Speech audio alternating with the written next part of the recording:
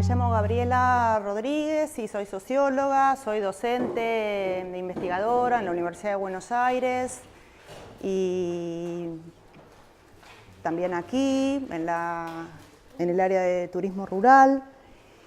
Y vamos a estar hablando entonces sobre los consumidores, el consumo y la relación con la economía social. Cuando Carlos me convocó, me invitó a participar en esta edición del curso, bueno, empecé a pensar allí qué podía ser interesante, es un tema enorme, qué podía ser interesante trabajar acá, en el contexto de un curso sobre economía social y desarrollo, en el contexto de una cátedra libre de soberanía alimentaria. Y participé en la clase inaugural del ingeniero Martínez y me llevé de allí una serie de inquietudes que me parecieron, que orientaron, digamos, un poquito la presentación de esta charla, que más que charla es un intercambio. Vengo a traer más preguntas que respuestas. Me quedé pensando, muy movilizada por esos desafíos del que hablaba el ingeniero Martínez, que tenía la economía social, fundamentalmente aquel vinculado con la visibilidad, ¿no? La visibilidad, la llegada al consumidor, el vínculo con los consumidores. Entonces, bueno, un poco en ese marco, ¿no? Aparece el título, la orientación que quiero darle a esta presentación, que insisto, es más un intercambio, algunos planteamientos que no necesariamente van a tener respuesta aquí y ahora, sino que más bien son algunas ideas, inquietudes para ir pensando. ¿Qué consumidores? ¿Sí? Empieza una pregunta, el título es una pregunta. ¿Qué consumidores para la economía social? Y ese va a ser un poco la inquietud, ¿no? El objetivo, ¿no? Pensar en clave de repensar qué consumidores necesita la economía social, en todo caso, para ser visible o ser más visible, o que acompañen, ¿no? a la economía social.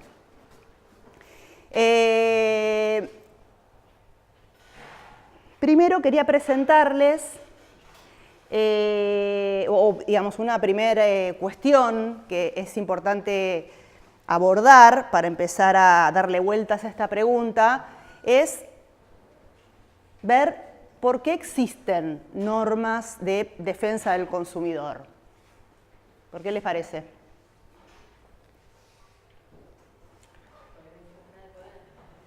¿Por qué? Desigualdad, ahí tiene una ayuda. Desigualdad, ¿en qué sentido desigualdad? Del acceso a la información y conocimiento. Del acceso. Desigualdad estructural, van a decir, ¿no? Algunos, porque existe una desigualdad estructural entre el oferente, el proveedor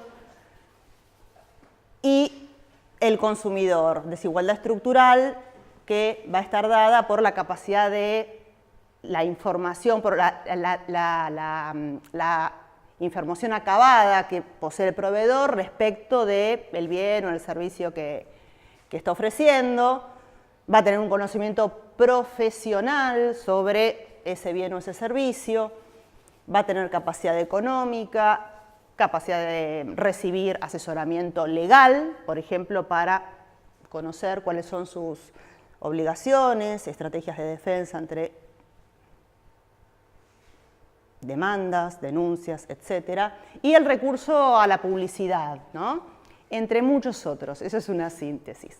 Bueno, esto da origen, digamos, a esta desigualdad estructural frente al consumidor que accede, se presenta en el mercado de forma aislada desinformado, si bien los derechos del consumo son una materia, una realidad que poco a poco se va consolidando, lo cierto es que todavía no hay mucha desinformación en cuanto a los derechos que le asisten al consumidor.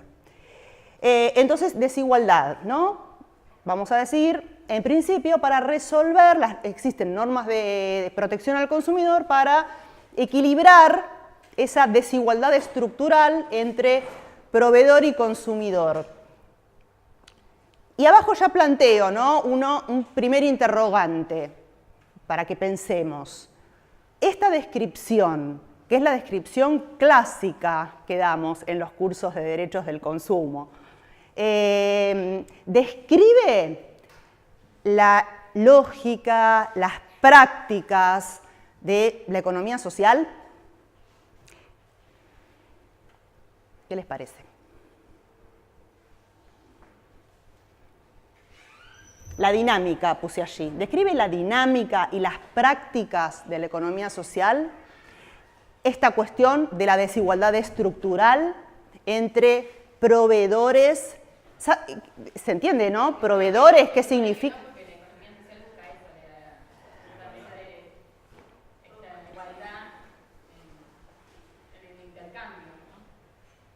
La economía social busca una equiparación de poder, podríamos decir, en este intercambio, en las relaciones de consumo, ¿no? Entonces, bueno,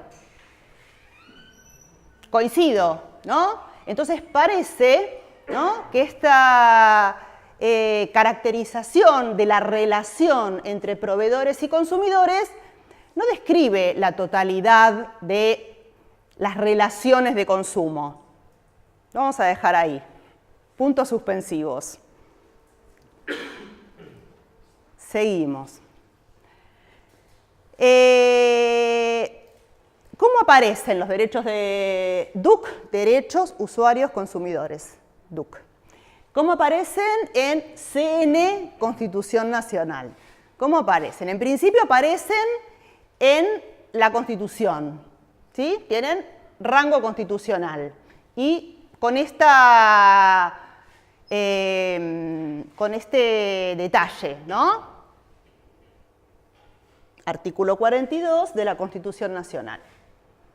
Dice ahí, un artículo de 3 párrafos. ¿Tienen idea de cuándo se incorporan los derechos del consumo en la Constitución? Bien, en la última reforma constitucional.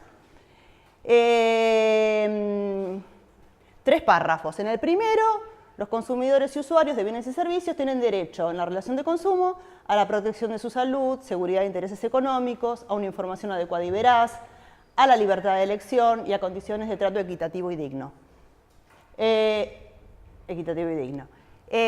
Plantea en el primer párrafo, instituye una serie de derechos, todavía con un nivel de abstracción grande, ¿no? Considerable, que tampoco lo va a resolver la Constitución, sino después las leyes, ¿no?, lo van a ir precisando.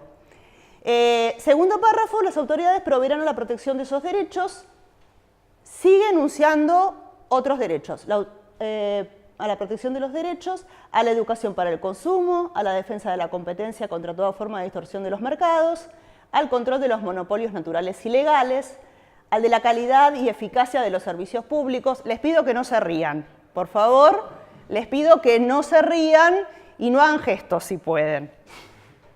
A la calidad y eficiencia de los servicios públicos, a la calidad y eficiencia de los servicios públicos y a la constitución de las asociaciones de consumidores y de usuarios. Sigue instituyendo derechos en el segundo. En el tercero pasa a la parte más institucional, podríamos decir. La legislación establecerá procedimientos eficaces para la prevención y solución de conflictos y los marcos regulatorios de los servicios públicos de competencia nacional, previendo la necesaria participación de las asociaciones de consumidores y de las provincias interesadas en los organismos de control. Institucional. ¿Por qué digo institucional?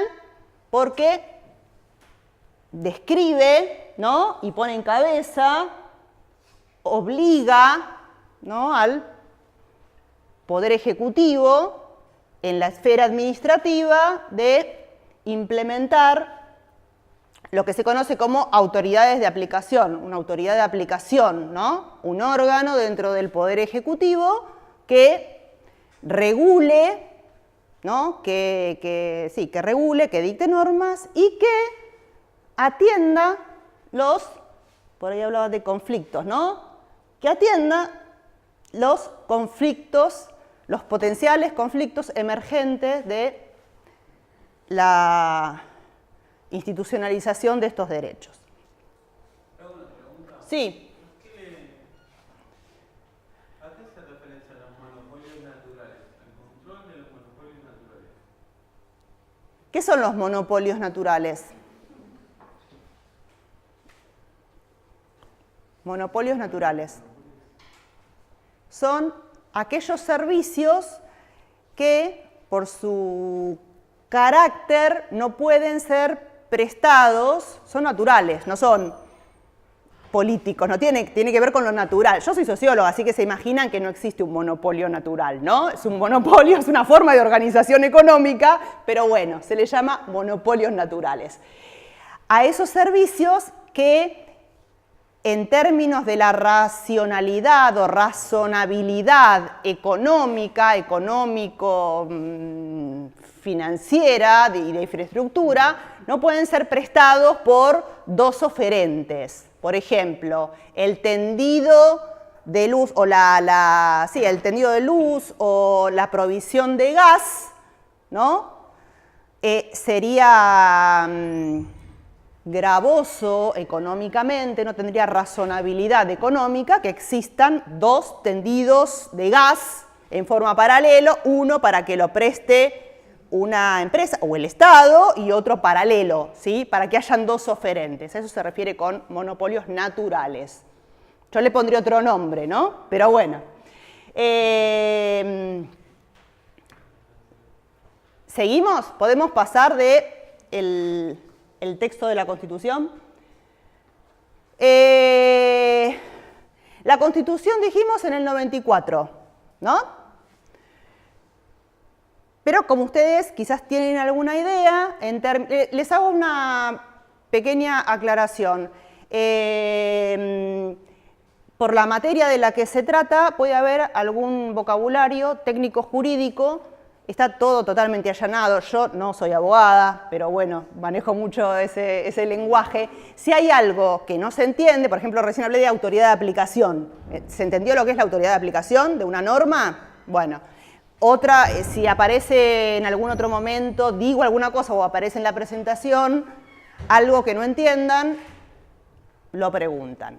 Entonces, Constitución en el 94 y ustedes quizás tienen una idea de que hay como le llaman los abogados, una pirámide jurídica, ¿no? La Constitución planteando como principios generales, yo dije derechos abstractos, y las leyes, las normas de jerarquía superior, leyes, resoluciones, disposiciones, van especificando, ¿no?, cuáles son, qué hacer en caso de tal cosa o tal otra.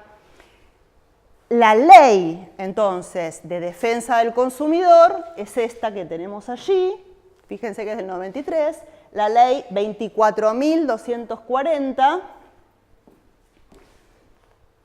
es la ley de defensa del consumidor, argentina, que se sanciona en el 93, antes de que tuviera carácter constitucional, y les puse ahí, luego de 8 años de vueltas, ¿no?, y de tratamiento legislativo. La Constitución Nacional del 94, la Ley de Defensa del Consumidor es una ley genérica. ¿Qué quiere decir genérica? Que tiene alcance para la prestación de todos los servicios y la compraventa de cualquier tipo de bien, ¿sí? En principio, ¿no? Salvo podríamos decir, hay dos... A ver, esperen que quiero ver si seleccione... las definiciones. Bien, entonces no sigo más, pero la próxima. Entonces, ¿cuándo y cómo surgen? ¿Sí? No solamente me interesa detenerme, ¿no? Para plantear el segundo interrogante, digamos, en cuándo surgen, esto ya lo vimos, sino cómo, ¿no? O mejor dicho, ¿cuándo? ¿En qué contexto? ¿Sí? Pongo allí para pensar, ¿no? Planteo una contradicción.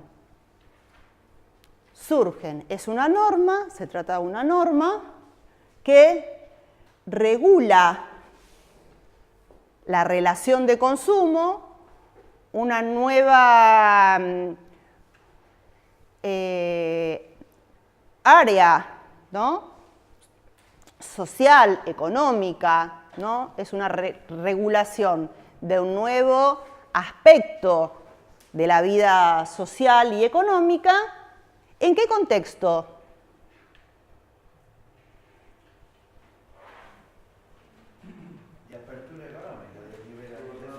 En un contexto de desregulación económica, ¿no? La década del 90 en Argentina, ¿no? Es allí, no arranca en el 90, sino arranca mucho antes, ¿no? Los procesos de... Pero se privatizan los servicios, básicamente. También, pero son dos cuestiones conexas, pero diferentes, ¿no? Como principio general, la desregulación de la economía, la prescindencia del Estado respecto del mercado, y en particular, está muy bien señalado también eso, porque eso es un telón de fondo clave, ¿no? Aquí, que es la privatización de una importante cantidad de servicios y además también la creación de una economía de mercado, ¿no? Surgen todos los entes reguladores de los servicios también. Claro. Acá también todos los entes reguladores que conocemos ahora son de los 90, están muy en sintonía con esta normativa. No lo puse como pregunta, pero bueno. ¿Cómo explicamos, ¿no? Esta contradicción, o esta aparente contradicción, ¿no?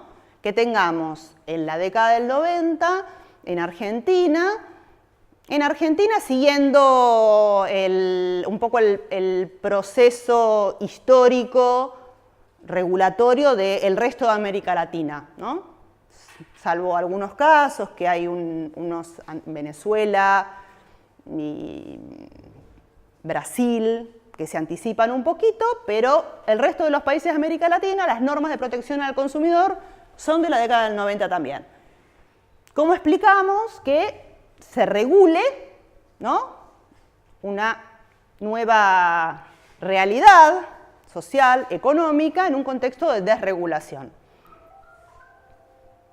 Va a decir Adamowski, esto en realidad se lo estoy robando a un jurista, es más que un jurista, ¿no? Porque es un estudioso del mundo de la regulación de consumo, que dice, en realidad, de lo que se trató es de encauzar el conflicto de consumo, ponerle marco, ¿no? Ponerle un marco, poner una contención al conflicto de consumo. Es decir, lo está pensando no tanto desde la perspectiva de los derechos de los consumidores, sino de los intereses, ¿no?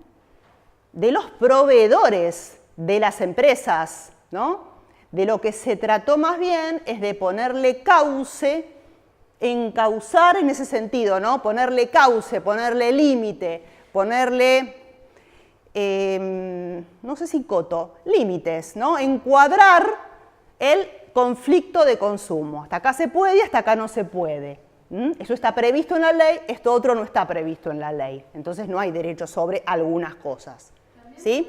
Puede ser que ahí surge la tanto consumidores como sujeto privado que pueda acceder y quienes no, porque quedan por fuera de esa relación con el mercado. Bueno, porque dice que está la idea de consumidor, cliente, ciudadano, como que son todas categorías que son diferentes también. O sea, Sí. Esto es taxativo. El consumidor, ahora lo vamos a ver en la próxima, la definición legal de consumidor y proveedor. Esto es, si no te entiendo mal, esto es así. Es consumidor y sujeto de derechos del consumo, el que consume. Claro, pero eso es como la privatización. El que consume. Es meter en el mercado a toda la gente. Al que puede acceder y el que no queda fuera. El que consume en términos del mercado, ¿no? El que puede acceder al mercado. Ahí un poco los entes reguladores se ocuparon de hacer lo que decía ella. La empresa privatizada mandaba al ente regulador a ejecutar el poder de policía y decían, esta instalación no está en condiciones. No te van a proveer energía o gas o agua, tenés que regularizarla. Entonces tenían derecho al corte, cosa que antes no tenían. Antes no había derecho al corte del suministro. A partir de ahí tuvieron derecho al corte de suministro. Por causas, digamos, ajenas a la empresa, porque el que tenía mala instalación era el consumidor. De la puerta para adentro. De la puerta para adentro. Sí. Y eso después los habilitó también a cambio de medidores. Bueno, esa es una forma de ver esto que estamos, ¿no? Un caso concreto, un caso práctico en el cual empezamos a ver esta visión de la que nos habla, me olvidé el nombre ahora, ¿lo notaron? No, es que me equivoqué, no es Adamowski. Bueno, espero acordarme. Hay otro autor que trabajo que es Adamowski y siempre me lo confundo, pero termina con Oski seguro. Bueno, ese sería un ejemplo, ¿no?, de esta visión que estamos poniendo. ¿Cómo define la ley al consumidor y al proveedor? Consumidor, persona física o jurídica que adquiere o utiliza bienes o servicios a título oneroso o gratuito. Oneroso o gratuito, van a decir, pero bueno, no es en el sentido en el que lo estamos compartiendo recién. Persona física o jurídica.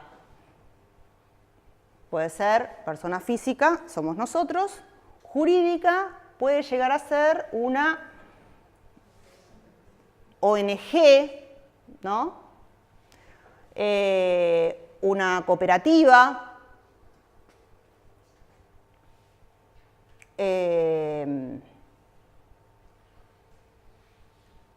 a título oneroso, es decir, que paga por el servicio o por el producto, o gratuito, ¿no? Puedo haber recibido un regalo. Esto se aclaró después en la reforma del 2008, porque antes no aparecía lo de o gratuito. Recibir una muestra gratis, entonces, si tengo un problema con esa muestra gratis, por más que no la haya pagado, de todos modos, tengo el amparo de la ley. Pero lo más importante acá es esto, ¿no? Como destinatario final, como consumidor final. No para introducirlo en un proceso productivo, ¿sí? Como destinatario final para beneficio propio, familiar o social. Social en el sentido de una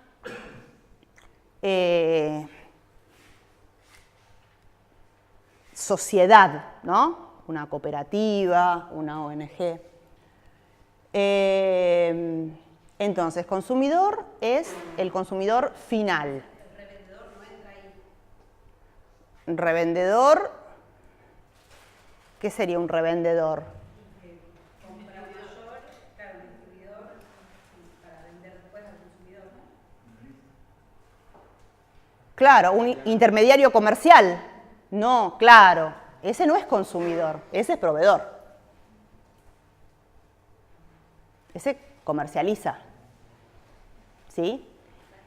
Salvo que lo compre para su casa, ¿sí? Para su familia, ¿no? Ahora, un distribuidor de queso, Pero, por ejemplo, sí, puede tener un queso en mal estado, tanto el consumidor como el distribuidor, que le llega del proveedor en mal estado. En ese caso no puede accionar el distribuidor. Una acción comercial, una devolución. el distribuidor en relación al que se lo vende. Claro, que se lo proveyó. Por ejemplo, a la señorita. Sí, clarísimo. No, ese es proveedor.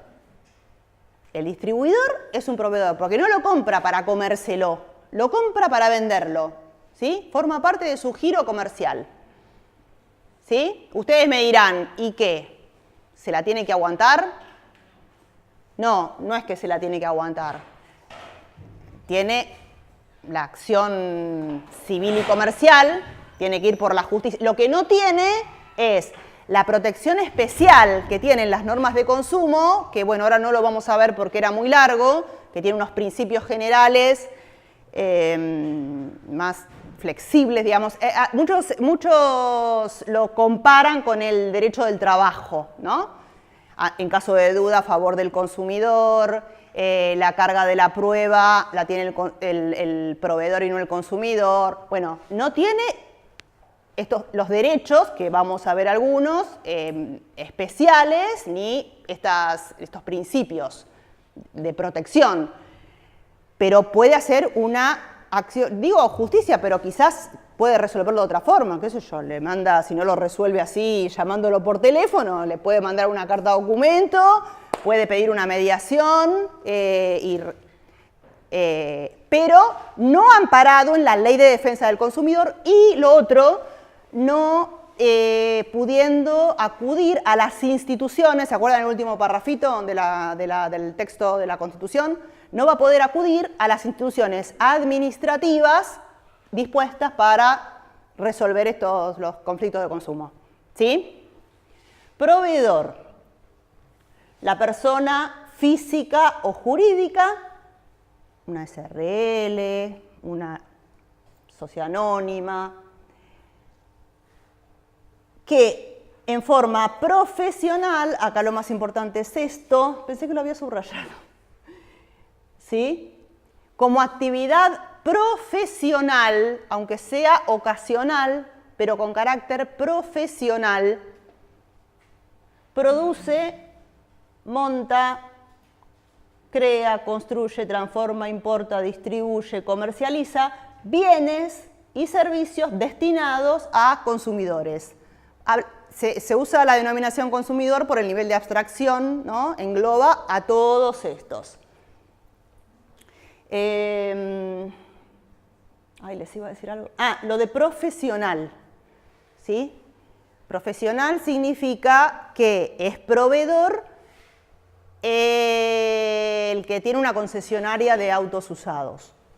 Cuando yo vendo el auto, no vendo con carácter de no soy una profesional de la venta de autos, ¿sí? No tengo todas esas características de que conozco el negocio, conozco los autos, conozco cuándo es mejor vender, ¿sí? No hago publicidad, no, ¿sí? Bueno, entonces el proveedor tiene que realizar estas actividades de forma profesional, ¿sí? Comercial, digamos, comercialmente. Excepciones, profesiones liberales y transporte aerocomercial. Salvo esas dos, entra todo, podríamos decir. Entra todo. Y acá va otro de los interrogantes. Los proveedores de la economía social. ¿Está alcanzada? ¿Están alcanzados? ¿Qué les parece? No todos. Tienen que ser profesionales para ser proveedores. En el caso de Profesionales, lo de profesional, sí, confunde, pero es así, está puesto así en la ley, por eso lo quise transcribir igual. No quiere decir que tienen que tener un título profesional, ¿no? Quiere decir que realicen esa actividad comercialmente, ¿sí? Permanentemente, para tener una retribución, ¿no? Digamos, no que la hagan ocasionalmente para, vendo los muebles de mi casa pues me voy de viaje, ¿no? Eso es una cosa, lo hice de manera ocasional, no me dedico a eso como negocio, ¿sí? Comercialmente, pero soy un artesano que hace, sí, tortillas, y las vendo en la calle, en un puesto, en una feria, ¿sí? ¿Estoy alcanzado por las normas de protección al consumidor? Como proveedor, pregunto, ¿qué les parece? A ver, ¿quién gana? ¿El no o el sí? Debería, dicen por allá. No, ¿por qué no? Hay alguna, fíjate las excepciones que puse. No, profesión liberal no es eso, profesión liberal. Profesión liberal es una profesión que para su ejercicio requiere matrícula, porque en esos casos quien juzga la actitud, digamos, o el comportamiento profesional es el consejo profesional, ¿no? Sus áreas de ética o de no sé qué. Por eso. ¿Cómo?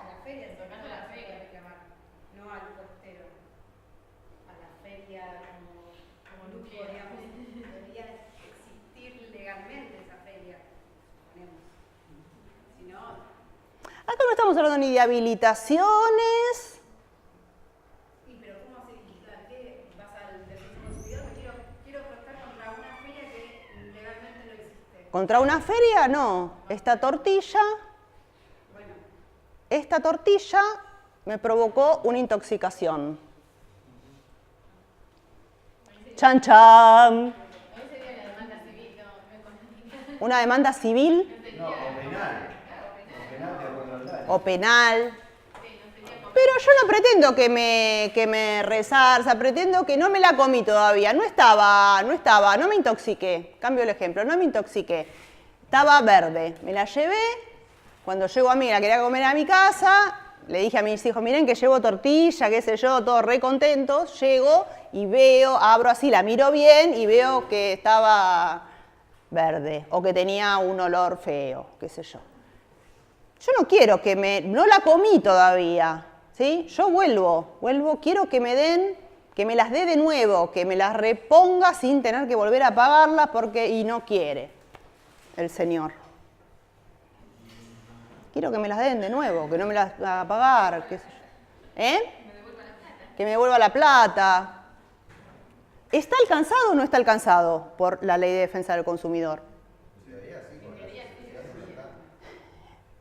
El tortillero o el que hace dulces o el que hace quesos y los vende en una feria. Está alcanzado. No hay excepciones. Casi en ninguna norma de defensa del consumidor lo estamos terminando de investigar con los equipos técnicos hasta donde me habían dicho, no, pero en El Salvador, en la ley de El Salvador aparece, yo me leí la ley de El Salvador y la verdad es que no hay nada como excepción, no aparece como excepción en la definición de proveedor alcanzado por la ley de defensa del consumidor, nada, ninguna excepción en relación a la producción artesanal, por ejemplo. Nada. Entonces, tal como están planteadas las cosas en Argentina, pero en casi todos los países, la economía, los productores de la economía social, popular, no sé, ¿no? Porque yo no soy una especialista en economía social popular, pero sé que hay, ¿no? Un debate respecto de, algo de eso también creo que comentaba Martínez, ¿no? Perdónenme. Acá los vamos a tratar como sinónimos. Entonces no tenemos excepciones. En Argentina están alcanzados, ¿no? Los pequeños productores, los artesanos, también por estas normas. Es decir, que en principio están equiparados en cuanto a la responsabilidad frente al proveedor con un mediano, gran empresario, empresas transnacionales, globales, etc.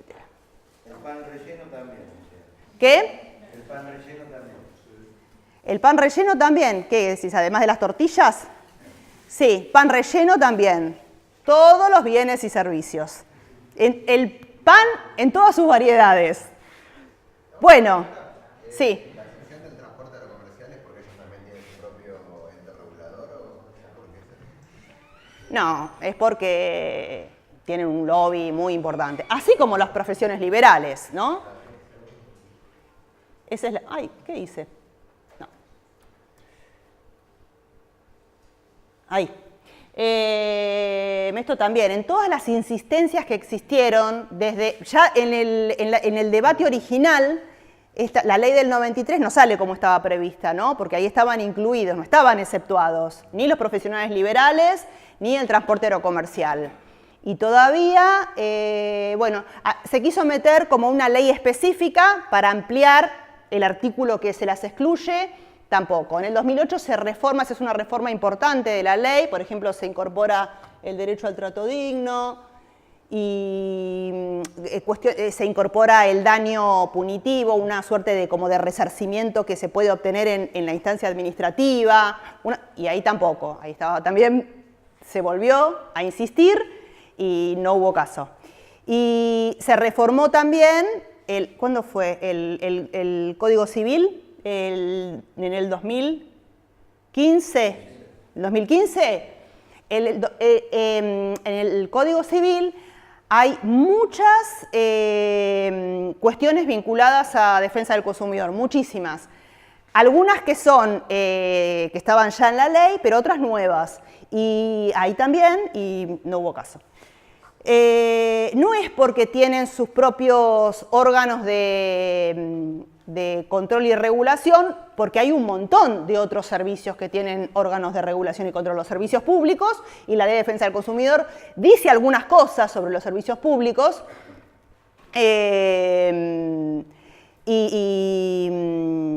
los bancos también tienen las regulaciones del Banco Central, y la salud está regulada por la Superintendencia de Servicios de Salud, y los alimentos están regulados y controlados por la ANMAT, y el transporte por la CNRT, y así casi todo, mucho, ¿sí? Así que no es por eso, ¿no? Hay un principio, uno de los principios que les dije que no íbamos a ver, pero estamos viendo, es la integración normativa, ¿no? La ley, en el artículo 3, dice que esta ley de defensa del consumidor se va a integrar con el resto de las normas que regulen derechos u obligaciones respecto del servicio o bien del que se trate, ¿sí? Así que eso no sería una objeción, porque está el principio de integración normativa. Y lo que también, el otro principio, es que esta integración,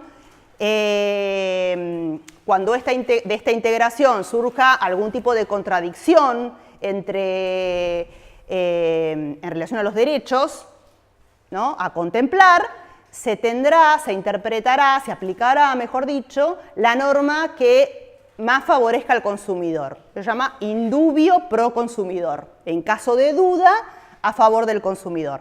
Así que no es eso, ¿no? Tiene más que ver con la capacidad de veto y de presión que tienen, ¿no?, estos dos sectores. Bueno, derechos de los consumidores. Esto es un decálogo, ¿no? Un decálogo que se utiliza mucho, que no necesariamente refleja, o mejor dicho, ahora les voy a decir desde dónde hasta dónde, refleja los derechos positivamente sancionados en la Ley de Defensa del Consumidor. En realidad casi todo, ¿no? Salvo este, ¿no? Porque como se imaginarán...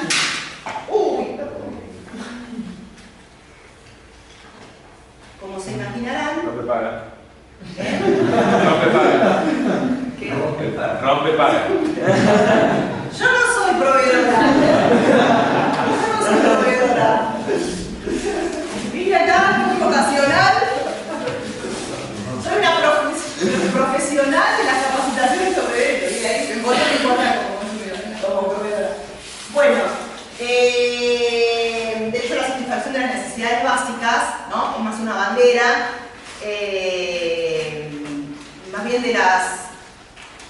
del movimiento de consumidores antes de que un artículo de las leyes de defensa del consumidor. Pero el resto, ¿no?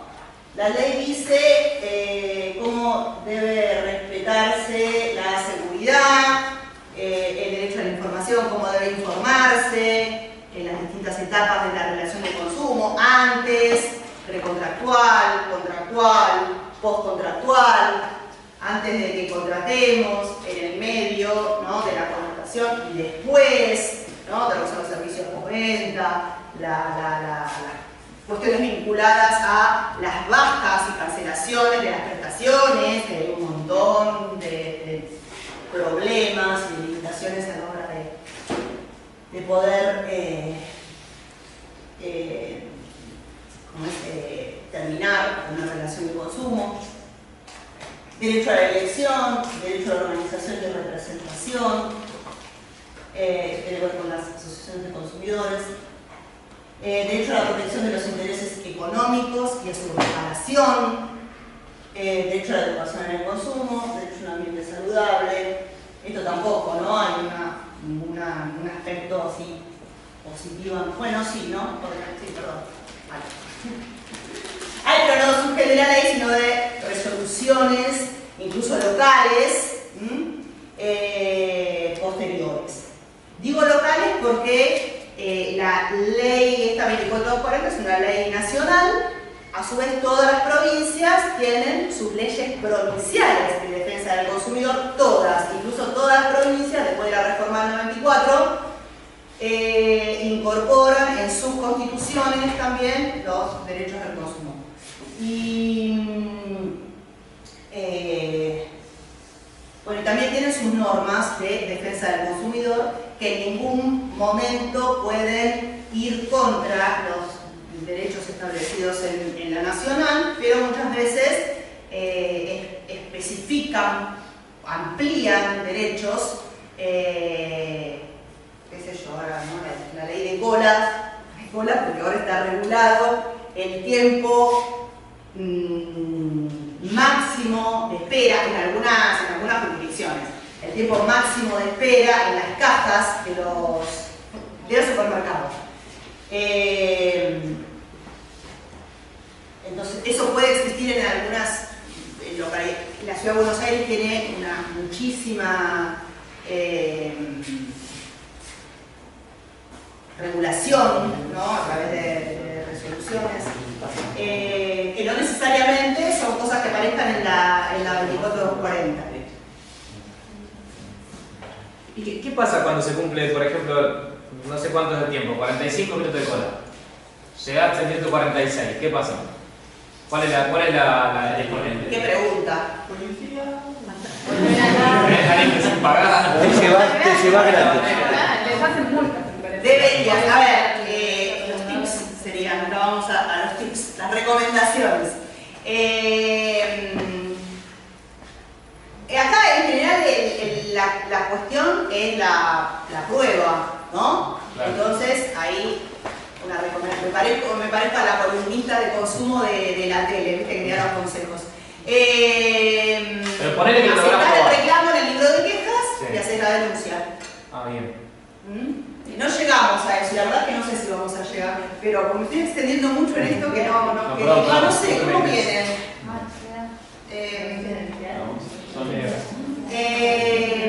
Hay las oficinas de defensa del consumidor. Bien. ¿Sí? Hacer la denuncia en la oficina de defensa del consumidor. Hay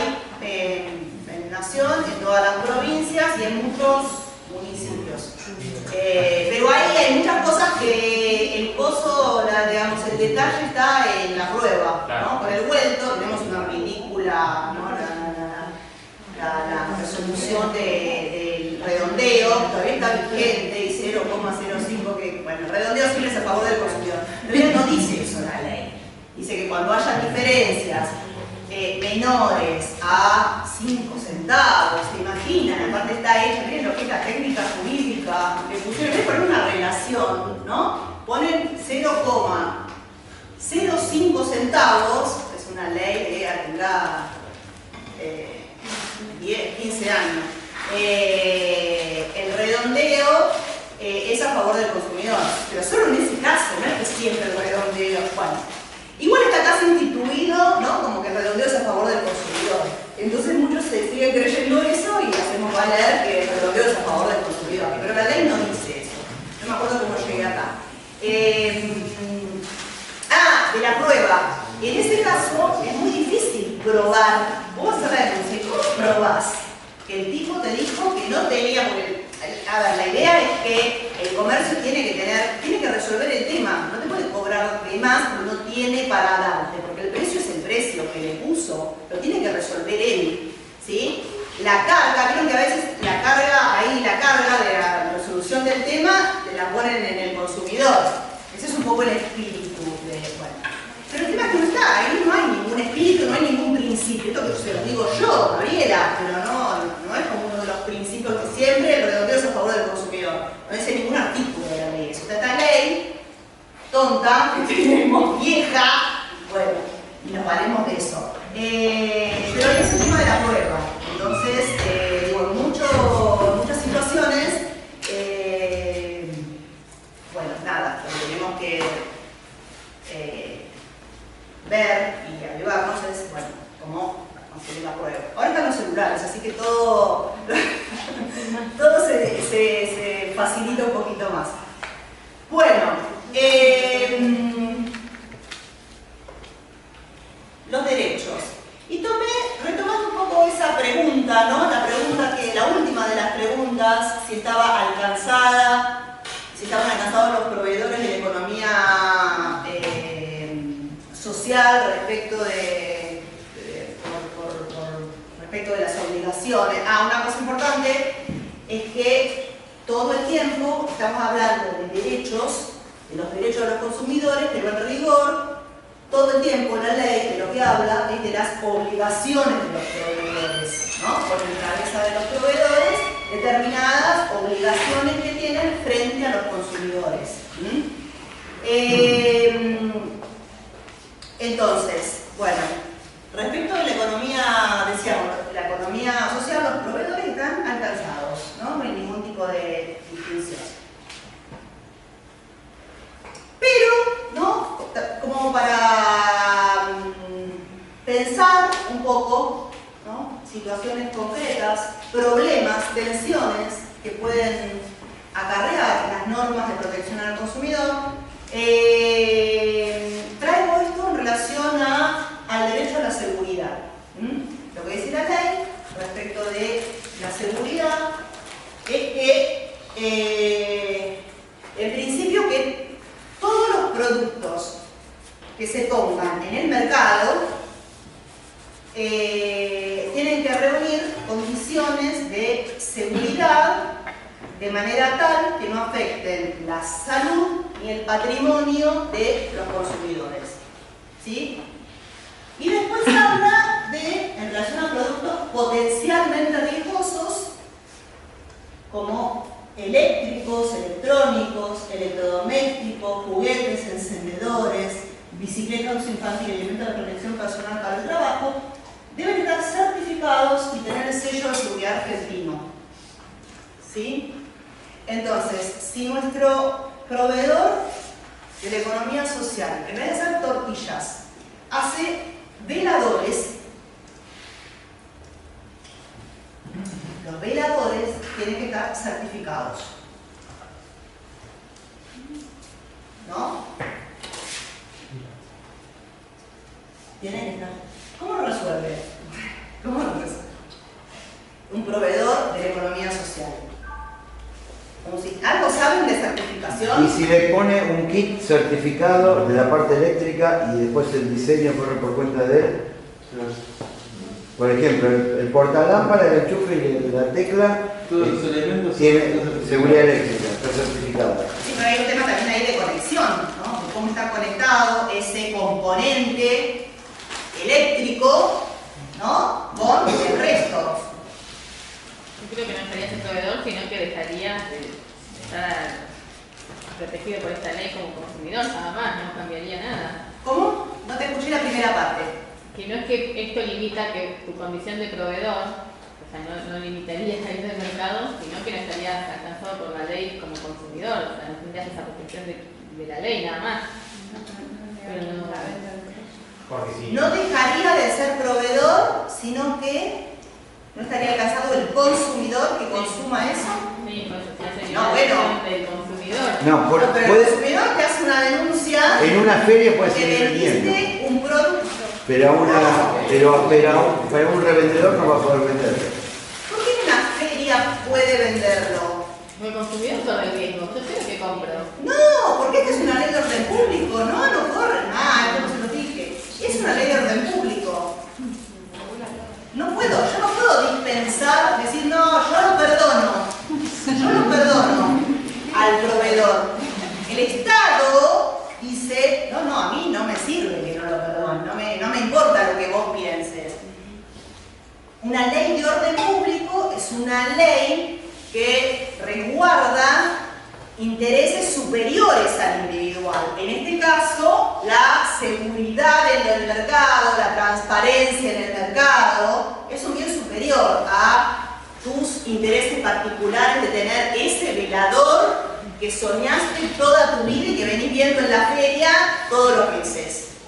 No me importa eso. La certificación entonces es obligatoria. Eso significa una ley de orden público. El Estado, si verifica, si recibe una denuncia o si manda un inspector, eso es otro, actúa imponiendo las sanciones, armando la actuación y imponiendo las sanciones. ¿Sí? ¿Qué son las normas? Las ISO, las IRAM, esas? Esas en Seguridad principio eléctrica son tiene voluntarias. Esas son voluntarias. Pero acá, precisamente para productos eléctricos, hay normas ISO, IRAM, que son obligatorias, que la ley dice que esas son de cumplimiento obligatorio, en el caso de los eléctricos. ¿Sí? Con juguetes puede pasar, vamos a subrayar juguetes también, ¿no? Porque también puede ser, ¿no? Pueden ser juguetes de madera, qué sé yo, ¿no? El componente plástico de los juguetes, que sea tóxico. Las leyendas, los rótulos. Entonces,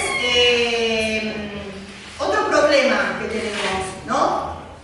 Con esta ley, que es muy, ¿no? En principio es muy beneficiosa y saludamos, pero que está pensada, ¿no? Tiene la matriz, ¿no? De la economía de mercado, donde todos son iguales, todos son libres e iguales para ofrecer sus bienes en el mercado, ¿no? Esto es el capitalismo en relación a el orden feudal, ¿no? La libertad, la igualdad, bueno. Eso en cuanto a algunos aspectos normativos, ¿no? Que tienen que ver con cómo está pensada, cómo está diseñada esta norma y este orden normativo, ¿no? Que es el derecho del consumo, los derechos del consumo. ¿Qué pasa? ¿Se acuerdan que veíamos en el párrafo central del texto constitucional que hablaba de las organizaciones, bueno, las organizaciones de defensa del consumidor, que el Estado las debe reconocer, ¿no? Algo así dice el texto, pone en cabeza del Estado, y si no lo dice, la Constitución lo dice la ley en forma más taxativa, que el Estado deberá propender a la existencia y vigencia de las organizaciones civiles de defensa del consumidor. Bueno, algunos datos allí para que tengamos 42, hoy por hoy en Argentina hay 42 asociaciones de consumidores inscritas en un registro oficial que lleva no hablamos de esto, ¿qué les parece que es la autoridad de aplicación de las normas de consumo? Cuando hablamos de autoridad de aplicación, siempre estamos hablando de la órbita del poder ejecutivo, ¿sí? El poder administrador. Secretaría de Comercio. Muy bien, Secretaría de Comercio. Que depende hoy de quién. No me digan el ministro, depende de qué la unidad de jerarquía superior. ¿De quién depende la Secretaría de Comercio? ¿De qué ministerio? ¿Producción? De producción. Secretaría de Comercio, Subsecretaría de Comercio Interior, porque está la de Exterior también, ¿no? Y ahí se nos va este tema. Bueno, 42 asociaciones de consumidores. En el 96 habían 11. Ahí a poquito de que se sancionara. Pero perdón, ahí hay un cruzamiento, porque Secretaría de Comercio es la autoridad de aplicación. Sí. Pero, por ejemplo, los reguladores de determinada actividad, SENASA, ANMAT, que dependen en un caso de agricultura y en otro caso de salud, ¿están cruzados? ¿Qué pito tocan? Sí. El tema es así. En general, hay muy pocas regulaciones específicas, le llamamos, ¿no? Que prevén derechos de consumidores y usuarios. Por eso les hablaba, ¿se acuerdan de la integración normativa? Depende, si me vienen a hacer una denuncia a mí, depende de la materia de que se trate. Si es un tema comercial de consumo, si me vienen a hacer una denuncia porque se escucha, a veces tiene que ver también con la pretensión del consumidor, ¿no? Se escucha, no sé, permanentemente ruido en la línea telefónica, ¿sí? La Secretaría de Comercio no tiene medios técnicos para evaluar nada, ni nada, así que lo más probable que sea, aparte la ley dice específicamente que a opción del consumidor puede hacer la denuncia en el órgano de control del servicio o en defensa del consumidor. Depende del caso. Si es un tema más comercial, compré tal servicio y me están facturando tal otro, que es Speedy Plus no sé cuánto, o yo compré Speedy básico y me están facturando Speedy Plus, Pichu, o lo quise dar de baja. Esos son temas comerciales, que no necesitan ninguna prueba técnica. Esos se quedan, los tramita defensa del consumidor. Los que tienen que ver con cuestiones técnicas, que hay que hacer algún tipo de control, de medición técnica, como no existen medios técnicos, en general eso los trata el órgano de control del servicio público específico. Igual si sigue este gobierno, va a quedar solo la Secretaría de Comercio. Vacía. También, con los entes reguladores van a quedar vacíos. Bueno, entonces en el 96, para que vean un poco la evolución en cuanto al crecimiento, en 2018 tenemos 42. Me interesaban más los perfiles, ¿no? Hay distintos tipos de organizaciones de consumidores, más que nada, todos tienen que reunir una serie de condiciones, requisitos para que poder entrar en este registro. Por ejemplo, no recibir plata, subvenciones de empresas privadas. Hay asociaciones que no se quieren inscribir por eso. No me pidan nombres. Perfiles. Hay algunas que están más orientadas, le puse un perfil judicial, a promover causas colectivas o individuales, pero a esta cosa más de litigio, ¿no? En la justicia. En la justicia.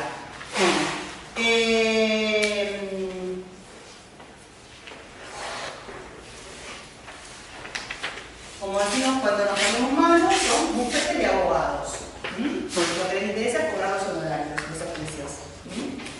A veces, no en todos los casos, pero bueno. Pero están estas más orientadas, ¿no? Más con este perfil judicial, del litigio judicial. Otras que tienen un perfil más técnico, en el sentido de que están más orientadas a informar, capacitar, educar al consumidor, incluso desde este lugar hay que educar al soberano, ¿no? Educar al consumidor y resolutivo, un perfil resolutivo en el sentido de resolver conflictos. Si bien no tienen facultades las asociaciones de consumidores, el poder de policía que tiene el Estado, las oficinas de defensa del consumidor, pero muchas de ellas hacen, cuando reciben reclamos, orientan, y si el reclamo está en una situación tal como para tomar alguna acción, a veces hacen alguna suerte de composición, mediación informal, insisto, que digamos que se va a resolver favorablemente en la medida que el proveedor tenga ganas, se avenga, pero a veces, qué sé yo, el consumidor no sé, si quiere el reclamo, quizás para la asociación sin hacer el reclamo al proveedor, entonces, bueno, ahí logran resolver. Y el tercer tipo de asociación son aquellas que tienen alguna inserción más territorial, ¿no? Más de base, más barrial, más comunitaria.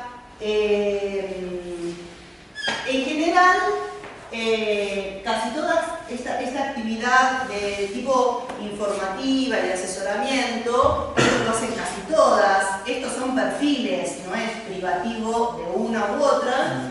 Y este último tipo de acción, ¿no? De intervención, la participación en las comisiones de usuarios, estos servicios públicos, de los entes de control de los servicios públicos, que como veíamos hace un ratito que el compañero comentaba, que fueron creados en los 90 y que todos ellos prevén, porque lo decía, ¿se acuerdan el texto de la Constitución? Que todos los órganos de control tienen que prever la participación de las asociaciones de consumidores.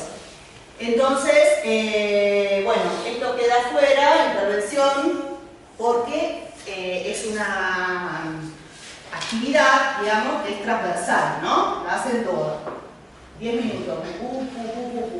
Entonces, en general, entonces las asociaciones de consumidores, tanto estas como estas, están más orientadas, más enfocadas a la cuestión del conflicto del consumo, de la controversia del consumo, antes que a la cuestión del acceso, ¿sí? Del acceso, en cuanto a cómo mejorar, ¿no?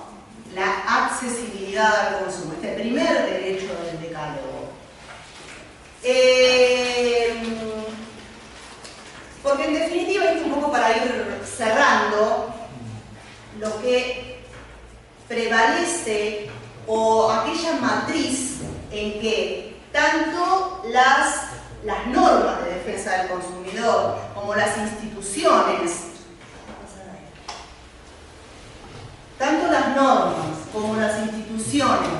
cuando hablo de instituciones me refiero tanto a los institutos legales, a los derechos, como a las organizaciones que se ocupan, las oficinas de defensa del consumidor, su estructura organizacional, pero porque son las leyes que tienen, ¿no? que aplicar. Y también las organizaciones de defensa del consumidor, las organizaciones civiles, sociales de defensa del consumidor, responden, ¿no? Están más enfocadas, están ancladas en la economía del mercado. Fueron pensadas, por eso arrancamos así, ¿no? Con todavía no más. Alperovich tampoco es Alperovich.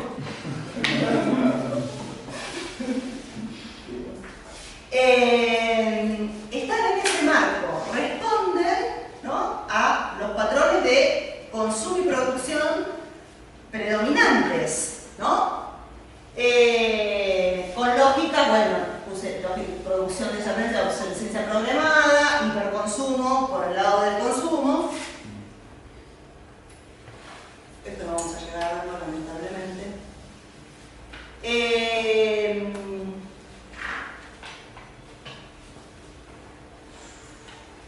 Entonces, se necesita, por eso lo de un cambio cultural, ¿no? La necesidad de un cambio cultural.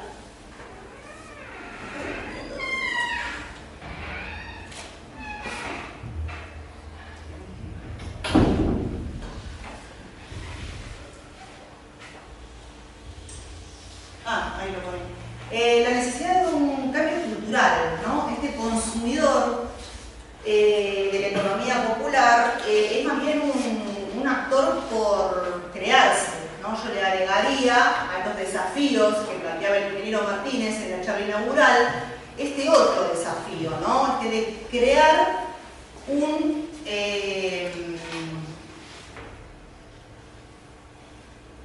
consumidor que pueda apartarse, ¿no? O tener algunas consideraciones respecto, ¿no? De las lógicas y las prácticas específicas de la economía social.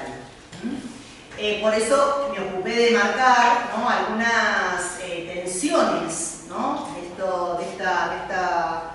de estas normas y de esta cultura de los derechos del consumidor, para que mejor se adapten, ¿no? a la supervivencia y al crecimiento de la economía social. Les había puesto, en cuanto a las instituciones, bueno, las distintas instancias, ¿no? de resolución de conflictos de consumo, y se me había ocurrido, ¿no? ¿Por qué no pensar para la economía social un arbitraje comunitario? Es decir, una instancia de resolución de conflictos, por lo pronto, ¿no? Digo, mientras hasta tanto no se reforme la ley, digamos, van a tener el mismo tratamiento, ¿no? Estos proveedores pequeños y medianos que tienen serias dificultades para poder certificar un producto eléctrico, porque eso hay que pagar. Yo les preguntaba si sabían de certificaciones, ¿no? Es cara una certificación, hay que pagarle al laboratorio, a la certificadora.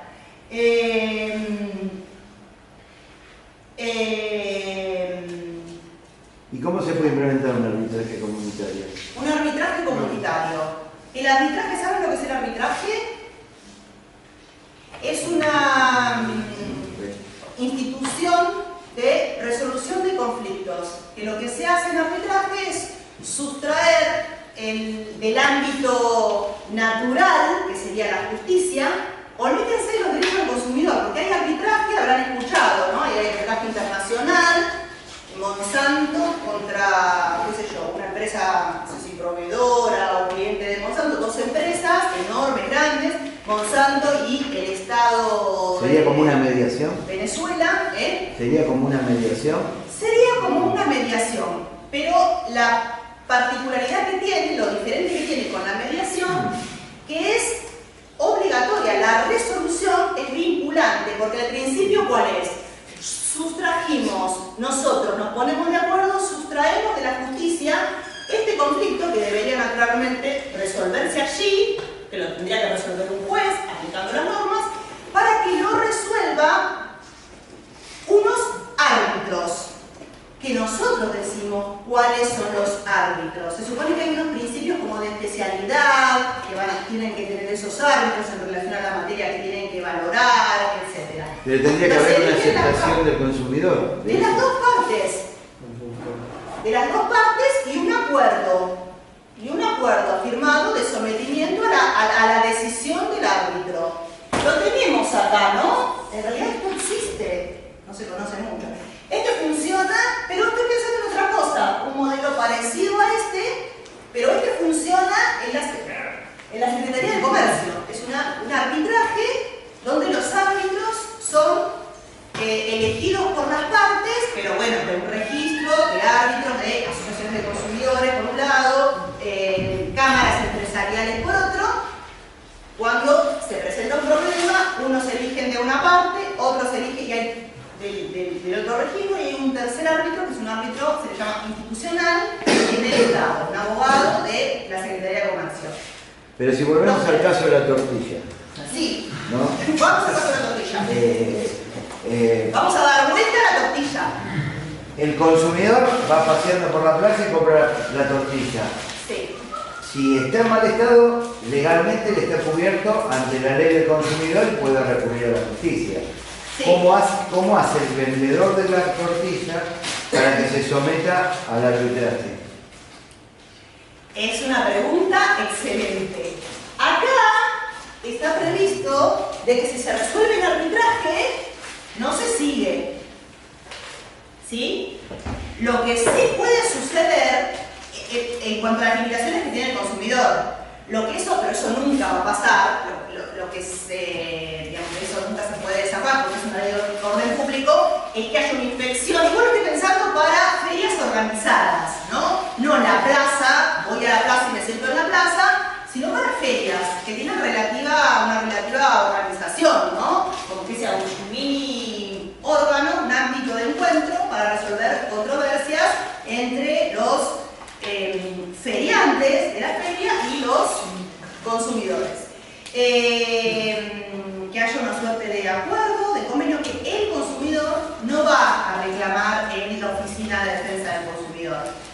Lo que sí nunca se puede estar a salvo es que haya una inspección por parte de la Secretaría de Comercio y, bueno, encuentren el producto eléctrico que no está certificado, ¿sí? Pero, bueno, en Luján, yo tengo un primo que es productor de miel. Y la miel está regulada por SENASA.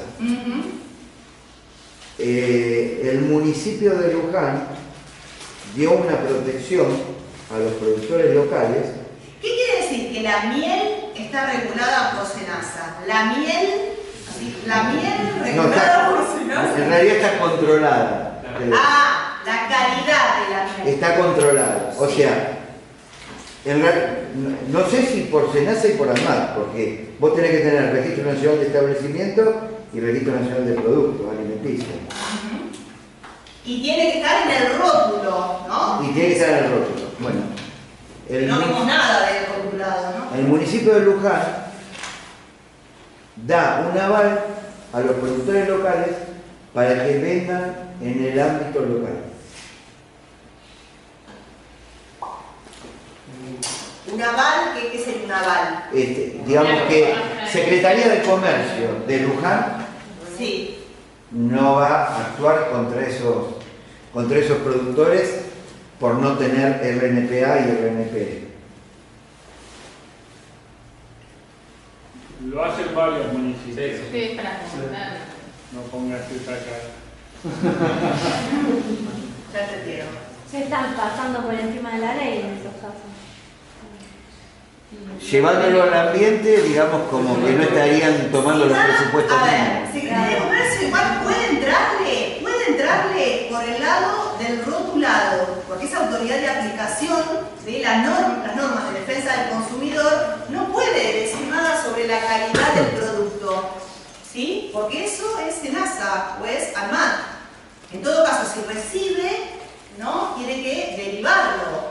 Pero acá, Secretaría de Comercio puede entrar por la identificación de la mercadería, porque sí, ¿se acuerdan el derecho a la información? Una de las formas que tiene es el derecho a la información, que el consumidor reciba la información necesaria, que está regulada, de los rótulos de los productos, los rótulos, las etiquetas.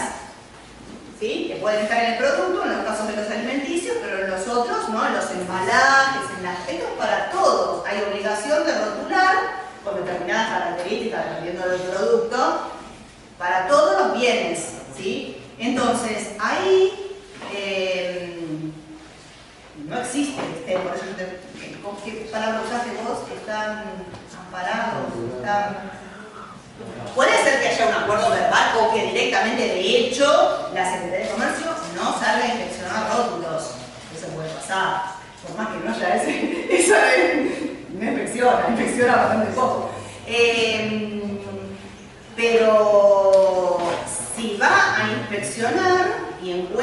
un rótulo de un producto que no tiene el número del registro del habilitante, bueno, puede faltar a su deber de funcionario público, tantas cosas pueden pasar, pero no puede decirlo. Él plantea lo de Luján. Ahora, esto pasa en las 700 o 800 ferias del país. Exacto, eso yo iba a decir. ¿Qué cosa? Esto tiene que se sabe que El registro de establecimiento. Control. Esto tiene que ver con decisiones políticas que están más allá de las normas. Sí, sí, claro.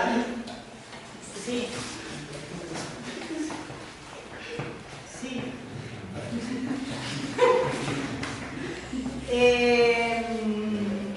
Bueno. O sea que se puede hacer, pero el día que te quieren partir al medio, te parten. Hablando ¿Lo del arbitraje comunitario? Sí. Por ahí ¿Lo del arbitraje comunitario? No. Lo de que vos tengas un aval municipal, pero sobre lo municipal está lo nacional. No, María, nunca. Olvídate. No va a haber nunca. En una época se hacían operativos conjuntos en Nación, pero...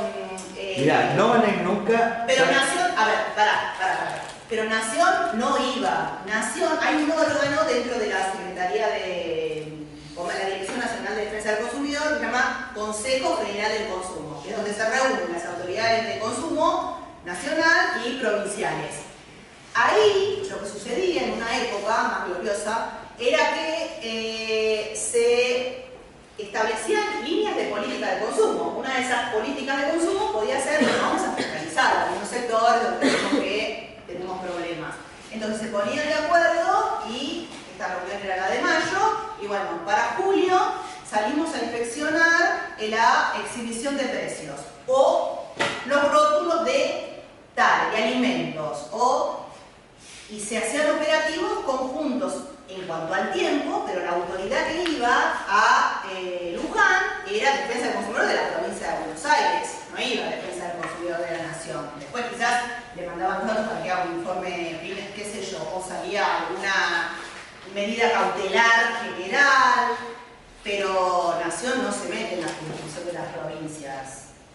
No, salvo que haya algún conflicto político, algún interés político, ese es otro tema.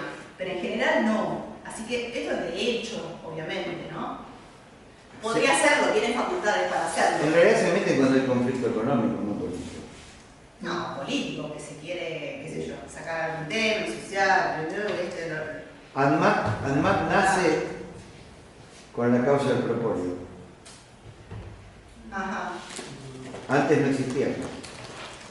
Se inventó ANMAT a partir de la causa del propóleo que perjudicaba a los laboratorios multinacionales. Bueno, sí, hay mucho.